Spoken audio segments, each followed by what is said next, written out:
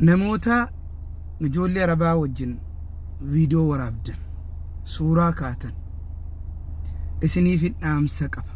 Ammaasis warra wajjiniin tiiktookii waraabdanii jechuudha. Obboleewwan assalaamu alaykum warahmatullahi wabarakatuh. Gurbaa tokko ijoollee ganda keenyaati. Isaa nama dhiheenya biyya kana dhufe natti fakkaata. Isaa ijoollee arabaa wajjin tiiktookii waraabee viidiyoo poostatu arginaan isallee yoo fayyade ammaasis namoonni bira akka irraa barnoota argataniifan viidiyoo waraabuuf dirqamee jechuudha.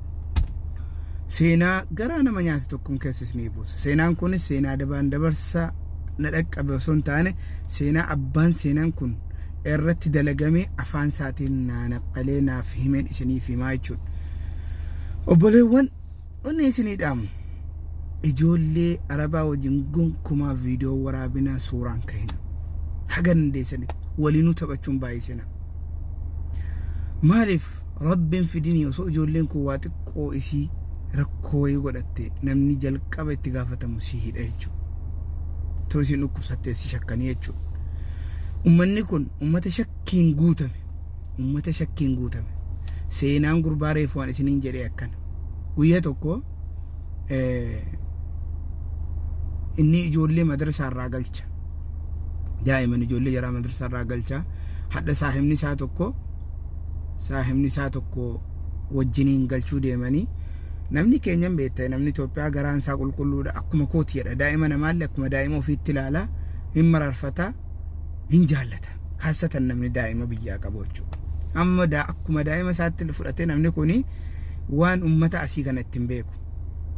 Daa'ima xiqqoo kana isiin xiqqoon kun maashaallah jedhee akkanumatti suuraa kaase. Beekadhu gurbaa isa kaanii waliin dhufe san jechuudha. Abbaas makiinaa osoo hin taane isa waliin jiru sanaatu suuraa kaasee maashaallah jedheetuma suuraa kaase. Abbaan makiinaa sun maa kaaftee maal waliin jedhanii maal kun daa'ima xiqqoodha maal rakkoo qabaa jedheen. Dhuma daa'imni sun suuraa na kaaseetti galtee himatti. Akkasitti suuraa kaaftee jedheen abbaan makiinaa la'anaa miti gurbaa saahiba na bira jiruuti daa'imallee qaba akkuma daa'ima kiyyaati jedhee kaase sanuu haqee jira maal jedheen haaya jedhee eegas booda daa'ima isaa sana gurbaa sanatti kennachuu dide akka inni madrasaa geessu. Xiqqoo taa'ee gaafa kaan nama duubaan makiinaa kiyya sawwaruun argee jedha gurbaa wayii maali boo kun jedheen dhiise jedhe. Xiqqoo turee ammallee waan torbii tokko booda itti dawwalanii ati abaluu jedhanii eeyyeen jedheen. Markaza shurxaa irraa amma kottuu jedhanii. Afoo maalumaan balleesse jedhaa sodaachaatuma of shakkaatuma dhaqe. Daa'imni abbaan daa'imaa sun fira qaba shurxaa keessa. Gurbaan tokko akkana daa'ima koo godhe naatumaa jedhee itti himatee jira. Gurbaan bar nama sheekaati nama masjida salaachisu subhaanallah nama qara'ee nama mu'addaba. Sababii gwaaddanyaa isaa jechuudha gwaaddanyaa isaa suuraa kaase sanaaf jechuudha. Yeroo naqu jedha haa jedha yaa sheeka yaa maali yaa muxawwa ati hojii babbadaa dalagdaa jedhe waan arrabaa natti hin hambifne waan tumiinsaa natti hin hambifne wallaahi ifin jibbee jedhe yeroo inni na tumee an ol ka'e jedhe taa'i yoo didde miila kee kanan wallaahi adda baqaqsa shugguxii kanaan naan jedhee natti ka'ee jedhe ifirra taa'een akka daa'imaa boo'a haga fedhe na dhahee dhiise jedhe. Yeroo biyya namaa jirru kanatti bareechinee of eeggachuun barbaachisaa. Ariifachuun barbaachisaa miti. Waan argan hunda keessa bu'uun gaarii miti. If eeggadha. Wallaahi if eeggadha. Duuba gurbaan sun qadiyyaan kunillee kisiin ittiin kassafame sun waggaa 3 ol irra teessee eegas booda irraa haqamte. Biyya galuullee dadhabee jechuudha. Karaa biyya galuun dhabee waggaa 3 moo 2 booda qadiyyaan sun irraa haqamtee nagaan bahee hidhaa naannoo torbii tokko waan akkasii ture na fakkaata.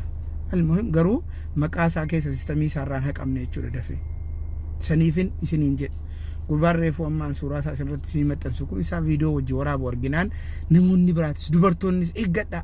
Ijoollee arabaa wajjin tiiktookii waraabina suuraan ka'ina viidiyoo waraabina irraa fagaadha. Osuma isin maatiin sun haga fedhe garaan jaraa qulqulluu ta'e guyyee jarri isinitti jijjiiraman hin beekan. Ummanni kun isinitti jijjiiramnaan beekadha. Sakandii tokko ittiin fudhatu. Akkanarraa akkanatti yeroo jijjiiraman yookaan akkanarraa akkanatti yeroo jijjiiraman haguma maslahaa ati waliin jirtu nagaasii wajjin jiraata. Gaafa jijjiiramanoo namatti beektuu miti.